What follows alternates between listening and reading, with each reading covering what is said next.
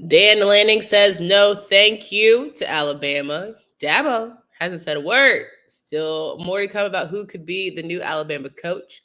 But the ripple effect from the transfer portal, a lot of Alabama players saying, see it, never could that be good for some of your ACC programs? Where should they potentially land if they're trying to find a new 4 to 5 star home? We'll talk about all of that on today's show, as well as a big dub from the Tar Heels leading the ACC. You are Locked On ACC, your daily podcast on the Atlantic Coast Conference. Part of the Locked On Podcast Network, your team every day.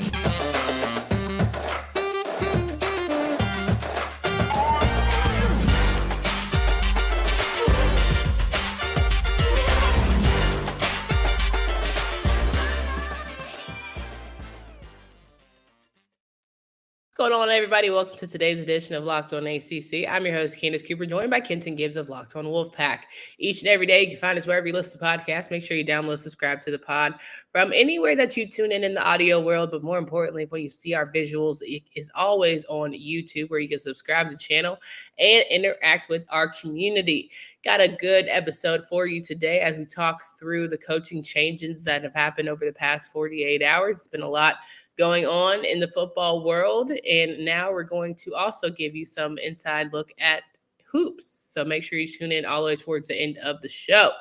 But as mentioned on yesterday's episode, Nick Saban is out at Alabama, going to retire, got a little bit older, so you know what, I'm all set. Bill Belichick is mutually parting ways from the New England Patriots. There are a lot of coaches that are making a lot of moves. Who knows what's going to happen?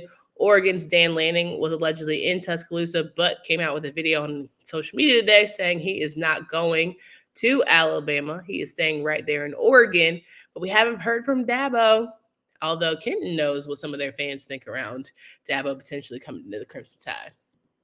You know, there were a group of fans standing outside of Nick Saban's statue in Tuscaloosa chanting, "Anybody but Dabo." I kid you not. I am not making this up. This is legitimate stuff from a newscaster in the Tuscaloosa area's broadcast. Anybody but Dabo. It's what they were screaming and chanting. It's still up on social media right now. You can literally Google, or not Google. If you're on Twitter, you can search anybody but Dabo. It was trending. So, you know. Pretty crazy. Yeah. Crazy times there. Today's episode is brought to you by Gametime. Download the Gametime app, create an account, and use code Locked On for $20 off your first purchase. We know that Dabo might not be a fan favorite in Tuscaloosa, but it still very much could be a thing. He hasn't come out and said, no, I'm staying at Clemson. I'm doing the damn thing. I'm going to ride this out to the sunset, quite like Dan Lanning. And, you know, Dabo's not there. What would that mean, and how would that shake up the ACC? Remains to be seen. There's other coaches, Mike Norvell, who came out, didn't come out, but there have been conversations around whether or not he would be a good fit. A lot of people say he's not leaving, but we did do a community question yesterday on YouTube asking our fans who they thought would be the most likely to leave for Bama, and Kenton has those lovely results. Give it to us, the breakdown of the reasoning, Kenton. Absolutely. So we gave the poll, is there an ACC coach you could see replacing Saban? If so, who? The answers were Mike Norvell, Dabo Swinney, Jeff Hafley, Pat Narduzzi, other. And the results break down as follows. Dabo Swinney with an astounding 69%, Mike Norvell with 17%, other with 12%, Narduzzi with 1%, Narduzzi with 2%, Hafley with 1%. And we saw, don't count out Cristobal either. He has the Alabama connection. We have one person picking Mike Norvell. We have another person who jokingly wrote in Tyler from Spartansburg. And we have a last person who said Elko. So he is no longer an ACC coach, folks. He is an SEC. All good. People were trying to be on our train from yesterday when we said maybe Elko jumped the gun a little bit by going to Texas A&M and not staying and maybe taking the Bama job. But Cristobal was an interesting bring up in terms of other selection. What would you think about Mario maybe turning the tide and going down to Tuscaloosa? Not to say we think it's going to happen, but I think the question is about his big game ability. Yeah. I think that's the question. We know he's a stellar recruiter. We know he can get the talent in. He did it at Oregon. He did it at Miami, all that good stuff.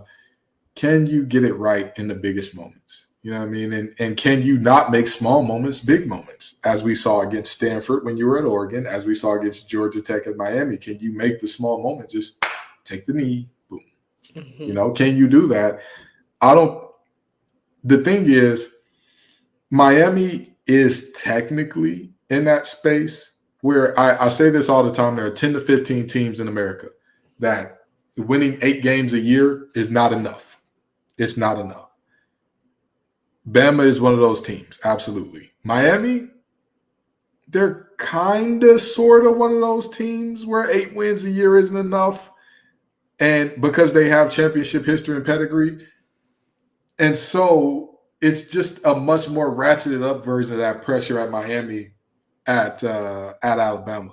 You know, to come into that job, it's like I said on another podcast earlier today, it's like trying to be the next person who dates Vanessa Bryant. Like, you have a very, very high bar to get over, and it's not going to be an easy task, being the following up act of the guy who has the most national championships in college football history and whatnot. Like, that's a tough ask. Well, I don't think anyone is going to be Nick. And I think that's probably going to be the first 3 sentences out of someone's mouth, whoever does land the job. Like, I'm not here to replace greatness. I'm here to just continue, success and excellence. If y'all want to write that, if you need a ghostwriter, I'm right here. But I do believe that, maybe there's a difference in who you bring out as a staff, right? You elevate the play, you can elevate the pay, you can bring in the top quality people that help, bring along and sort of develop your groups that collectively come together and give you, a top-notch team, which maybe Mario would be able to do, if he takes the job.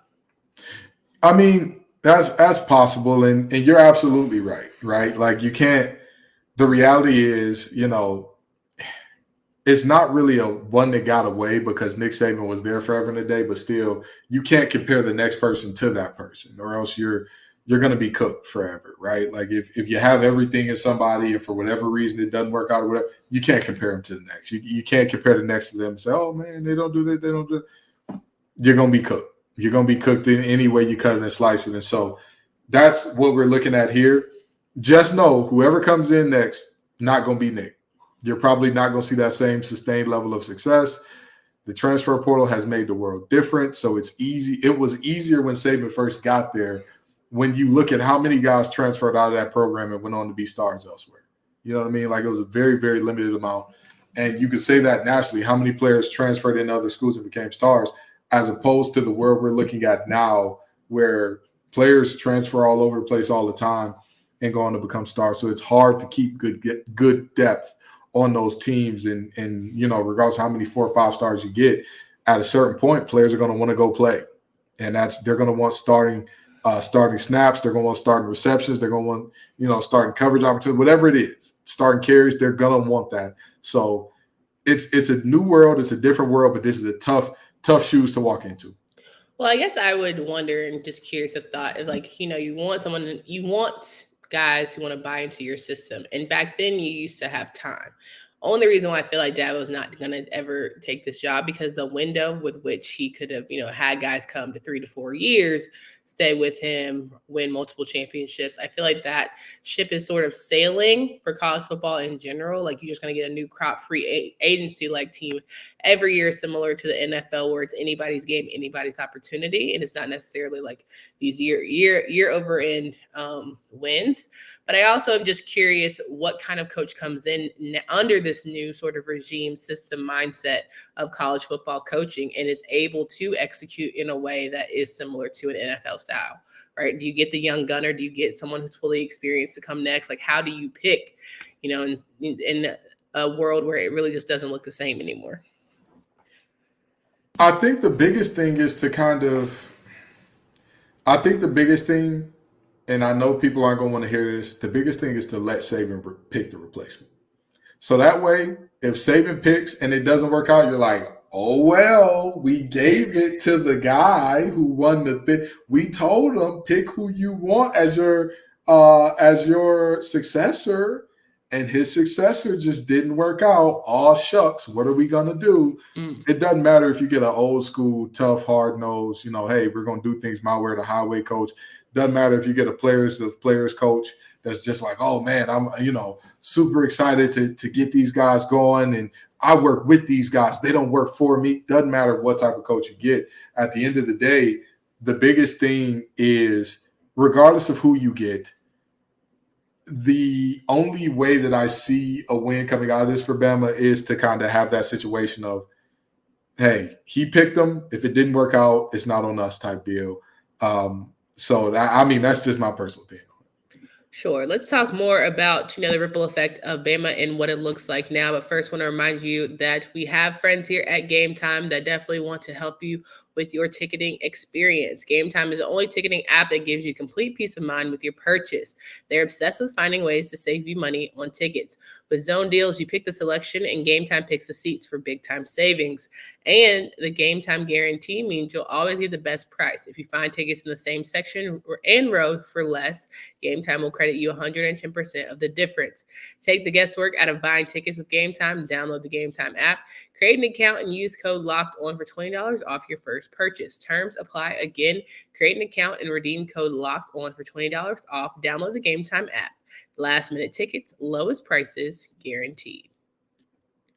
Kenton Gibbs and I talking through some coaching changes around the ACC, around college that could potentially affect the ACC. We know that, Bama has some 4 to 5 star recruits coming out of that thing. And once you hear that the greatest coach of all time, arguably, is leaving, you say to yourself, hey, we've used the transfer portal pretty good, but there's definitely like a Bama transfer that may make our team even better. If you're an ACC coach, Kenton, and you see some of this movement happening, how quick are you on the phone to get some of these guys to maybe make that trip to your respective school? Immediately. Yeah. You can't wait. You can't delay. Here's the thing, okay? You have to swoop in like a vulture. For those of you who've never seen a vulture eat food before, they don't wait for the roadkill to be dead for hours and hours on end.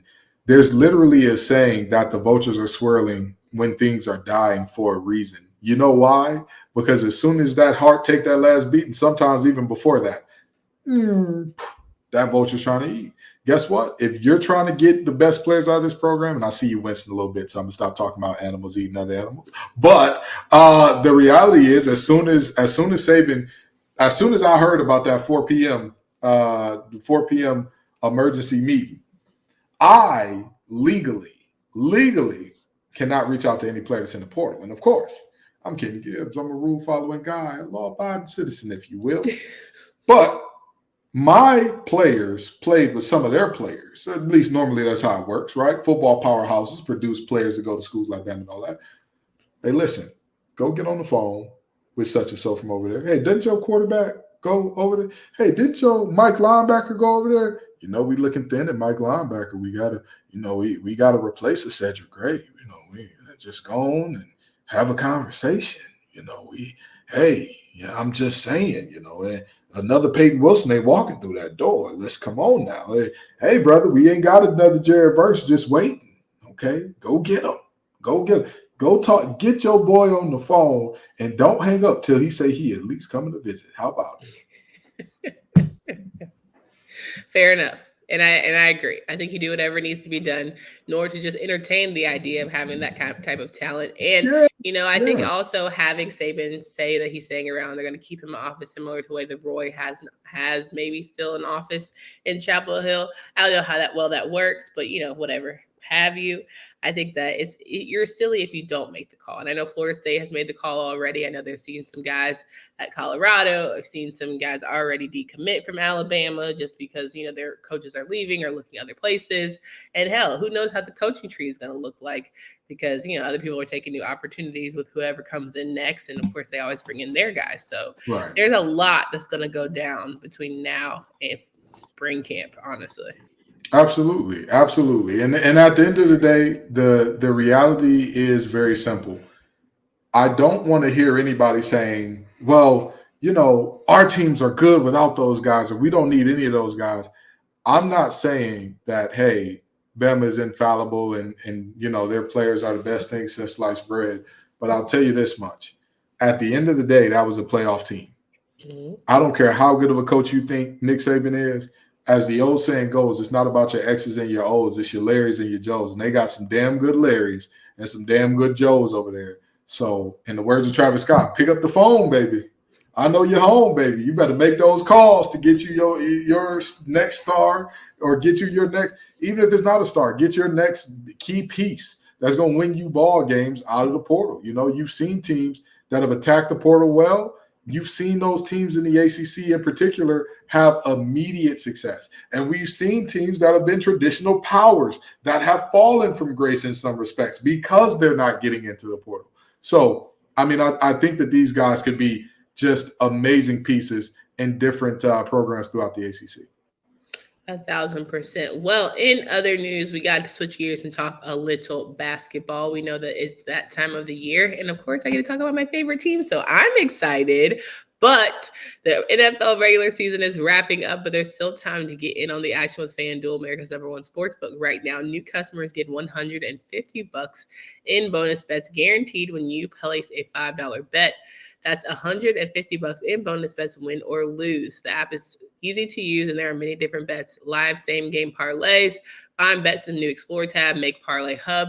Best way to find popular parlays. So visit FanDuel.com/locked-on. Make your first bet a good one. FanDuel is the official partner of the NFL. Hoops is here. The best team in the ACC on the men's side would be the men of Chapel Hill. After a big win against NC State last night, where NC State was defensively swarmed, if you will. It wasn't the best showing for them offensively. And, you know, it's tough because you are playing at home and you have the crowd behind you and all the good vibes. It just didn't seem to materialize for the Pack and Coach Keats last night. Not sad about it. It was a good birthday win. Those boys put up so many bricks. Franklin Saint would be proud.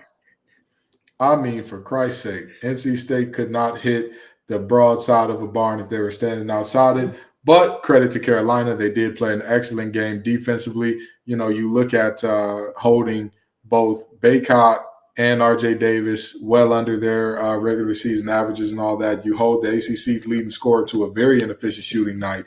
And lo and behold, what still happens here, right? State still comes up with a loss because they could not score.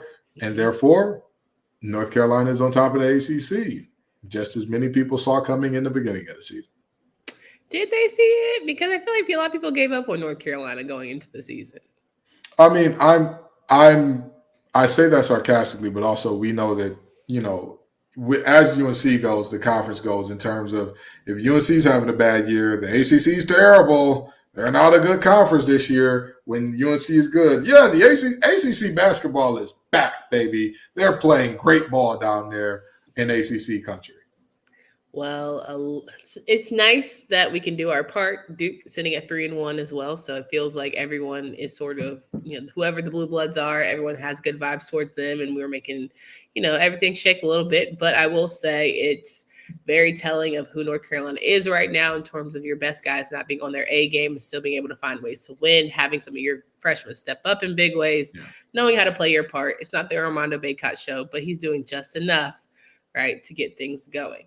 Wasn't the only good game, though, that we saw from a lot of our teams. Virginia Tech took down Clemson, number 21 Clemson, 87-72. And, you know, you tell yourself you want Clemson to be in the conversation. And every time you feel like they are on the right path, they get taken down by another ACC foe, which, you know, you can look at multiple ways.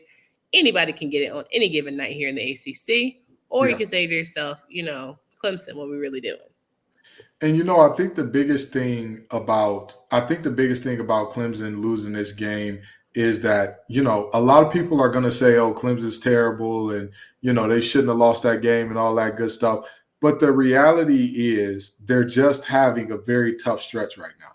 This happens sometimes in basketball. You are going to have moments where your shots just don't fall. You know, I talked about NC State having one of those nights against UNC. They're just stringing together back-to-back games where they're having a very tough time. 0-3 in their last three at the moment. Clemson has to right the ship because at the end of the day, you do not want to be a 2-bid conference, 2-3-bid conference, and even beyond that, there has to be more teams who are prepared or who are carrying the conference brand per se. And if Clemson turns out to be a dud, then you're looking at Duke, UNC, and who else exactly? Like you need multiple teams to show up and do good things night in, night out.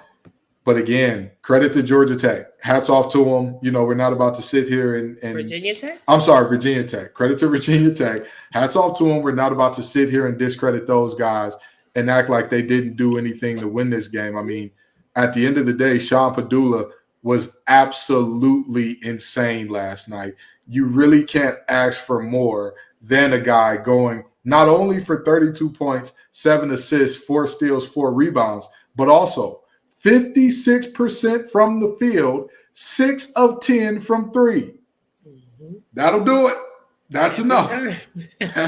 That'll get you a win. Yeah, 100%. Let's move gears and talk about Louisville and Miami. We said this past season, if there's one team you can't afford to lose to in the ACC, it is Louisville. But Louisville went to Miami, ran into their trap, took over their trap, got their first ACC win on the year, and is now looking to start their streak, right? And not saying give up on Coach Payne just yet, right? But losing to Louisville is always going to be tough. Miami definitely would want that one back. I want to give y'all some interesting stats about Kenny Payne, okay? He took over as the head coach. Last year was his first season, right? Kenny Payne has two game win streaks in his history as a head coach at Louisville. It's Western Kentucky and FAMU last year, and earlier this year they beat New Mexico State in overtime and Bellarmine. Ladies and gentlemen of the jury, Miami, you look a little crazy. Not gonna lie to you. Yeah. Not gonna lie to you. Yeah. Last year they found a way to beat Georgia Tech and Clemson, 2 teams that, neither one of those teams made the tournament. One of them had a new head coach by the end of the year. Okay. Miami, I know y'all not gonna fire Lord Nigga, but some hearts need to be had. Sure. And I think Larinaga certainly has sort of that Leonard Hamilton vibe, right? You've done so much to make this, basketball relevant program and really pour it into what this used to be, which was nothing, to make it sort of viable. You get all the way to, the Final Four, all the things, all the vibes. What was the Final Four last year? Or the Elite 8? I can't remember. I believe it was the Final Four. Yeah. You get far enough.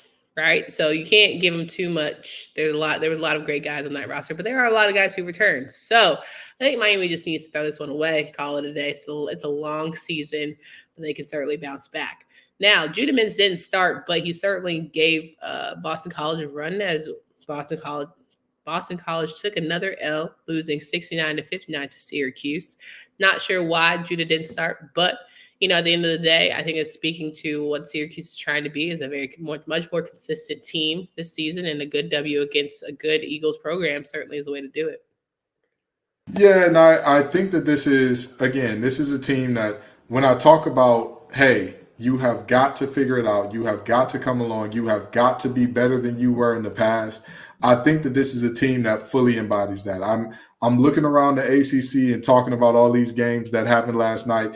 And in terms of, hey, somebody has to win, or this is a must-win game in terms of if you want to be taken seriously and if you want to be a relevant team, that's what we saw out of this team last night. We saw a team that was determined, that said, hey, whatever happens, come hell or high water, we've got to find a way to get a win against Boston College, which is what they did. At the end of the day, that would have been a real ugly loss, a real black eye for Syracuse, a team that's trying to find their way, that's trying to navigate this post-Boeheim era. That would have been tough. That would have been a real tough loss. 1,000%. Let's get into some of the women action. We know as the time of the recording, we have some games that are underway, but we'll touch on them and sort of preview some others. Louisville and Pitt is at the half with 32-25. Louisville leads the Pittsburgh Panthers, and I think that Louisville, top 15 program, certainly just needs to keep the momentum going. But Pitt definitely is one of those scrappier teams that you just never know how those ladies are going to shake out. Very highs, very much lows when it comes to them, and I think the consistency, it hasn't always been there past couple of years, but Louisville certainly, can get a good W with this one. Yeah, and At the end of the day, we talk about ACC women's basketball carrying the banner. That's not a joke. Yeah. That's not a joke. Just in tonight's action alone, we are seeing 6 ranked teams play. Yeah. We're seeing this Louisville team. We're seeing North Carolina and Florida State playing. We're seeing NC State. We're seeing Notre Dame. We're seeing Virginia Tech. You're seeing so many teams that are all the creme de la creme of women's basketball playing just tonight. Yeah. This is a very, very serious deal here. And you cannot sleep on any of these teams, because how many times last year did we see those unheralded or unranked teams come out and smack one of our better teams upside the head? This Pitt team has every intention of doing so. Louisville knows better than to take their foot off the gas late. Florida State is not taking their foot off the gas right now, beating North Carolina 41-26. And every time North Carolina gets any sort of like good vibe, it seems to be taken away. But I'm just going to be honest. The person who I think is having the roughest season in women's basketball. Don't say it.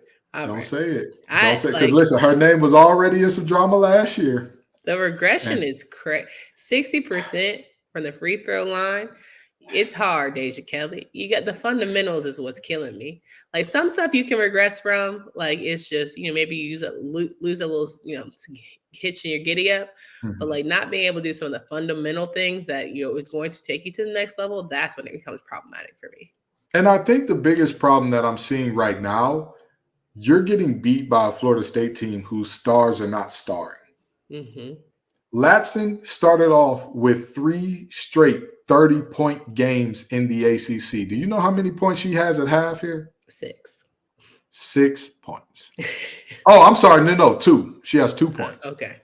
Here's the worst part. Michaela Timpson is the other star. She's the star in the front court on that team. Do you know how many points she has? 4. They were combining for 6, her and Timpson. And yet you're trailing by 15?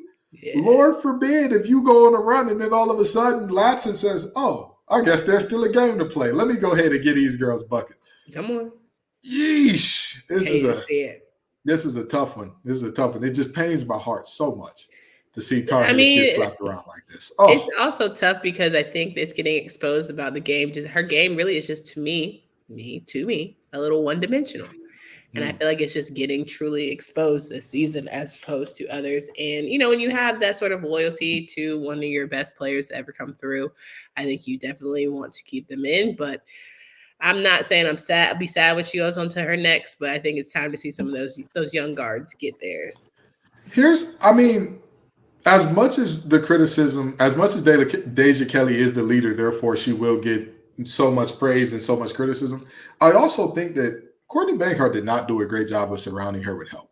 Like, let's just be very honest. Oh, we're not doing that because Kennedy Todd Williams definitely was the best compliment to ever grace the presence. Oh, boy. And is Kennedy Todd Williams in the room with us now?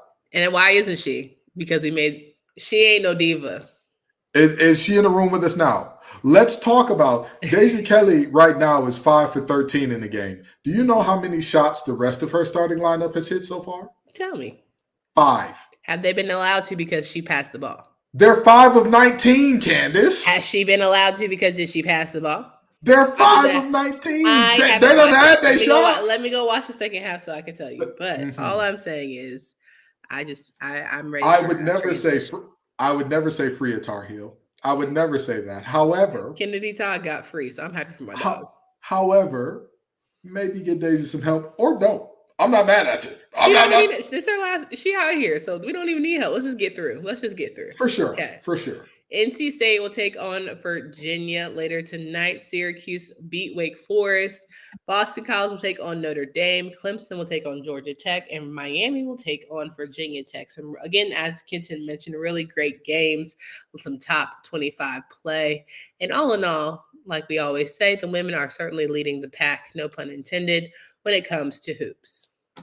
Yeah, and I'm very interested to see that Miami-Virginia Tech game because Miami has, they lost 2 of their last 3, and many people are very concerned about that team and not sure what they are, what they're going to do as they currently have a losing conference record. But I'll say this. In almost all of their losses, their only loss that was a no-doubter, not even close, was against Baylor. Every other loss that they've had this year has been within a 2-possession game. So the reality is that is a Miami team that is still as good as they looked when they started off the season. What was it, 12-0 or 11-0, something along those lines? They're still that good.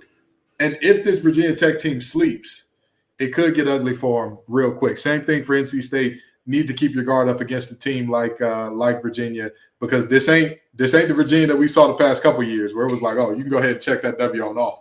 This ain't Phaedra 100%. All right, guys, we got to get up out of here, but we always look forward to you guys listening. We always appreciate you guys listening to us and look forward to the next one. So make sure you lock in as we got more hoops talking. Maybe we'll find an Alabama coach. Maybe we'll, shake up the ACC, realignment talks. Who knows what will go down here? It's been a crazy start to January. I'll say that. I feel like I really am getting older because all of the greats are starting to say, you know what, I'm hanging it up.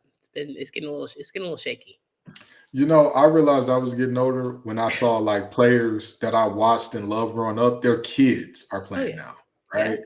Like it's so many of their children that I'm like, and not only are their children like with high school mixtapes, their kids are going to the NFL and NBA now. Yeah.